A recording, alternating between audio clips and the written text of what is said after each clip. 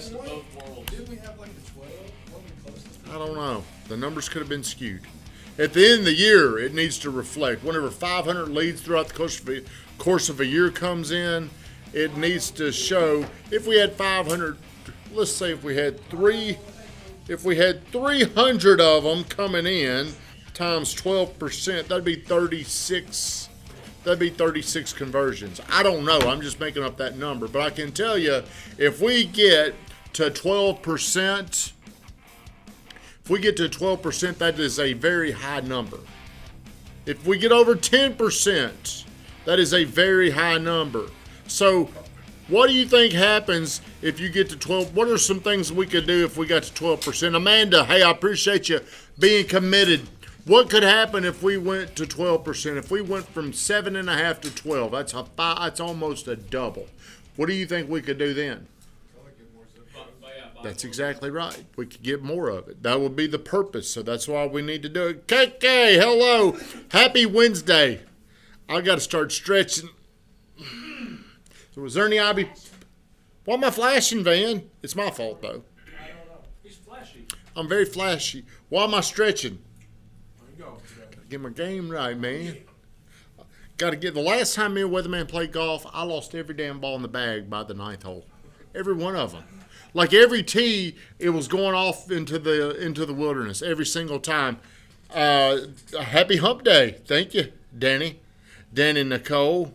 60 seconds of gratitude. I'm going to give a big old thanks to Larima and Van, who's going to help me get this Zillow game right. We are on a mission. We're on a mission to start hitting these front end and back end metrics. Ronnie Martin needs a large Be Committed shirt. He was going to send it out to one of our friends, or one of his friends, excuse me. Do we have any of the long sleeve or just the short sleeve? Preferably no sleeves for Ron. Preferably. Well, it's not for him, or we would cut off. Today is your day. I can see you shooting at 86 today. But man, you gotta have support. So I'm thankful for the support people here who are trying to take my chaotic brain and make it systematic. You understand? My brain is very chaotic. I think about a lot of things, and I become very unclear, and I get other people unclear. So what we're going to do is we're going to take a little step back. We're going to get extremely focused on this Zillow program, and we're going to master Zillow. Our target should be what percent? 12. I think 12. And the reason why I'm going to say Target should be 15 at least. our target should be 15. And here's why I say that. I believe we should be at 15% because I've heard their top people on Zillow, and their top people aren't any better than you guys. There's just something that's going on that we're not doing right. And it's hard to pay attention to what's doing right if you've got so many things going on and you can't measure all that chaos. Van, can that clicking shit stop, or is it going to continue? And Zillow has also told me this, to watch my language. I'm a poor representation of them. So I got to, Josh, start calling me out whenever I say things. You've got my permission, okay? I don't know if that's going to stop or not. I don't even know Well, why. whose fault is it? The thing will not stop clicking. Whose fault is it around here? My fault. Why is it your fault, Drew? Because, hey, I'm going to take responsibility for everything. So this morning I was in the gym and I was talking to, my favorite banker, the best banker in Murfreesboro, which is what's his name? Ronnie Martin. And we were talking about the people that have this agreement with themselves. They're always going to take responsibility for something. No matter what it is, no matter what the problem is, they can find a way, no matter what. If I had to trace this back for a year, this is my fault. How many of you think like that? How many of you thought like that before you came here? Kendall, good morning. Do you ever think like that, Pruitt? Most of the time, people want to immediately start off by saying, well, first off, dude, this ain't my fault. Well, this ain't my fault. First off, let me correct you. I didn't know that. They have an excuse. And the reason why they have an excuse, I don't think it matters. I don't even know what it is. But what I have found is if you're someone that's willing to always confront the problem, confront the mistake, and say it's your problem, it's your fault, what you'll find is you'll become a power player. You'll become magical. Because whenever I say it's my fault for something that you did, I'm also telling myself I can fix your problem. You got so much control. I've got so much control over my universe that I can fix your problem that you did. Ronnie says, me too. What time did Hayden get in? Accountability. I think Hayden got in here around the 8th. What time did you get here? I believe I got here at 8:14. He was here at 8:14. If he does not get here on time, whose fault is it? My fault. I need to go wake him up. Danielle says 8:40. Well, you could call him. But you can always find a way. You can always justify to yourself it's your fault. Do you live with this mindset? No. Okay. Do you, Van? Yes. Do you? Yeah, it's on my wall in here. Do you? Does that mean you? Who believes Van lives with that mindset? do. Noah believes you. Do you, Drew? I think it's a little half and half, man. He don't believe in you. Well, okay. Well, in fairness to Van, No, I we're. know Hope, Van has gotten better. I was about to ask, where was Van 6 months ago? I wouldn't say anywhere close. Nothing was Van's fault. He's better now. Where would you say he is right now? Do you think he usually believes that?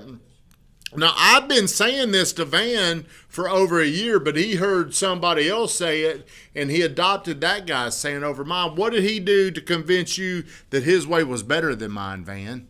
It's not a matter of whether it was better or not. I just like the way you phrased it. What did he do that was better than my way? And the reason why I'm asking, because I'm taking responsibility. I should have said it in a way a year ago that it made sense. There was something that I didn't say that connected with you.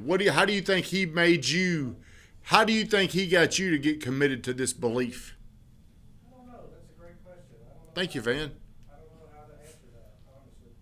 But because I've been saying it, then I walk in there one day and he's like, yeah, look at what Chip Lake said. I'm like, dude, hey, obviously I didn't say it in a manner that registered with him. I could sit there and say, well, I've been saying that to you. Okay. Well, what if he didn't hear it? What if he didn't understand it? What if I didn't get him to, what if I didn't convince him to adapt that belief? What are you looking at, Van? My saying in here on the wall. What is it saying to you right now? I'm just reading it. That's what I'm saying. There's no difference in the meaning. Just the way it was phrased. I like the way he phrased it. I want to know what I could have done to make it better, though. Phrased it differently. That's all I'm saying. Well, see, I look at it like I let you down. Well, you didn't. No, I did. That's what I'm talking about. I let you down because I've been saying this. How long have y'all heard me say this? Forever. Huh? Ever since Since you've been here, you have probably heard me say, hey, it's my fault. The new people that come in here never, ever adopt that idea. They resist it. Well, how's it my fault? That ain't my fault. Hey, it ain't my fault the dude's late. It ain't my fault he didn't do this. Hey, you didn't tell me to do that. I'm not saying this to beat you up. I'm not saying this to prove you wrong. I'm saying this so you can start producing internal magic. Are y'all following what I'm saying? Is it your fault? Yeah. Whenever I first started telling you that, what were you thinking? Do better. Like, I could do more. Did you get defensive whenever I would say something, or when I was trying to convince you to say it was your fault? Does your mind automatically default to, it ain't my fault? How? See, your mind is so powerful. Whenever you adopt the idea or the belief, you become committed to the belief it's not your fault. Your mind now will start searching for the reasons why. It will build the case why it is not your fault. I guess this saying, now that you're saying it that way, this saying is, your way of saying it is a little bit negative, like it's your fault or my fault. This saying says, I own every outcome in my life. I can only change what I own. So that's a positive spin on the same thing. Ronnie just said that. He said it's my fault. Not everybody's banking with me. It's my fault. Not everyone's banking with me. I have to be better and work harder.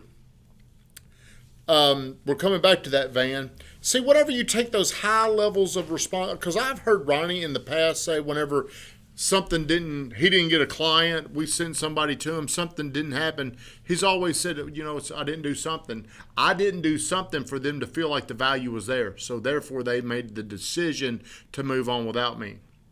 A lot of people might look at it like, well, those people are idiots, or those people don't know, or they did blah, blah, blah. But I did not do the job that I expect. Okay, there's a big difference. There is a job I expect to do, high level, or I could look at it like, well, I could look at it from a lesser perspective of myself, where I didn't believe this. I can't get everybody's business. What is your mindset? What is your mentality? Everybody out there in this world, should they be working with you guys? Yes. So therefore, if somebody did not work with you, whose fault is it? Mine. It's a very hard thing to take. It's a very hard thing to move your mind to if you get your feelings hurt easily. What are you about to say? Like you're about to say something. Me? Yeah. Don't understand that. Well, Van, back to your thing. Maybe me and him aren't saying the exact same thing, because I'm saying this. Everything. Well, say his quote again. I own every outcome in my life. I can only change what I own. Okay. So but he's still saying he can change everything. Yeah, but what you're saying is that when there's a failure, you accept responsibility for that. Yes. Because when things go my way, I'm also taking, I don't want to throw it up in everybody's face, but here's the fact. The reason why I say that is because I believe I've got that much influence. I believe I've got enough influence to create the change, to solve the problem in everything. Hey, even if I'm driving down the road and if somebody tells me they got in a wreck, I believe it's their fault. Do you believe that, Van? Do you believe that day you pulled out, or somebody pulled out and hit you right here in the parking lot? Was that your fault or their fault? It's my fault. Could have left earlier. I could have taken action to prevent it. That's right. Were you paying attention? At the last minute, yeah. See, it's always, you can always trace these things back. Like when somebody has a flat tire, I know some dude, he was bitching because he had excuse me, Zillow. He was complaining that he had a flat tire. Okay? And I remember him complaining he had to get somewhere. He had to get to this appointment, and he was late to the appointment. And he was complaining. He changed the target from himself to the tire. The target of who he was blaming. He changed it to the tire. It's just funny. I remember this same person complaining he needed to get tires a year ago. Whose fault is it? Who should you be mad at? Too often, people move the target of blame. And here's what happens. Here's the sole reason why I've forced myself to change. People that don't take personal responsibility of everything being their fault usually have much lower level results. That's the only thing. I don't question the why. I just believe this. If you have excuses, or if you don't take full responsibility, it's an indication, it's a predictor you won't achieve as much as other people. There's a reason why Ronnie Martin is a top banker in this town. Believe it, just don't say it until you have attorney representation. Whose phone is that? Do you have a leak coming in? So that was the number one reason why I changed my stance on this. It is my fault, because I wanted the result I'm looking for is higher level of results. If I can just change my belief, it's my fault. Do you ever believe it's your fault? Whose fault was it you got sick? Mine. You got sick the other day. I don't ever get sick. Do you ever get sick? Very rarely. When's the last time you got sick? COVID? COVID. Do you ever get sick? No. I've never had a sickness ever. Have you not? You had COVID. I wasn't even sick during COVID. Wasn't I even was sick. lying. I believe your mind. Dr. Elko, he said this. Your cells hear everything you say. Do you believe that, Van? 100%. Yep. There's a lot of power in that. I think you can talk yourself into sickness. I think you can talk yourself out of sickness. Stephen and Shawan didn't have COVID. But they're the only people in this office that didn't have COVID, I think. Who else didn't have COVID? You weren't here. We had, I mean, everybody in this office had COVID. How? Stevie. Huh? Stevie didn't have it. He didn't come in the office. He's an animal. But I want you to think about this. Stephen and Shawan came in here, but I think there's something about your mind and what it attracts. And I think it's a lot more powerful than you think. Whenever I'm running, before I'm tired, my brain tells me I'm tired. And guess what happens next? I start breathing heavy. So I would just tell whoever's watching this, if this is shared onto your stream, whether you want to admit this or not, just always tell yourself and other people, it's my fault. I take personal responsibility for the fact it was probably my fault Van got hit by that dude, the dude pulling out of the, where was the wreck, Van? Let's relive the wreck. It was right out, I was turning in to come in here from down off of 96. Yep. I was waiting on cars to pass so I could turn in, and he didn't look up, and he just rear-ended me. Oh, so he So it was his fault. in the state, I think it's if you ever hit somebody from behind, but really, Van, you should have been watching him. Yeah. And I probably should have called and said, hey, man, this is how magical I am. Van, there's a dude coming up on you, man. Pay attention to him. Pay attention.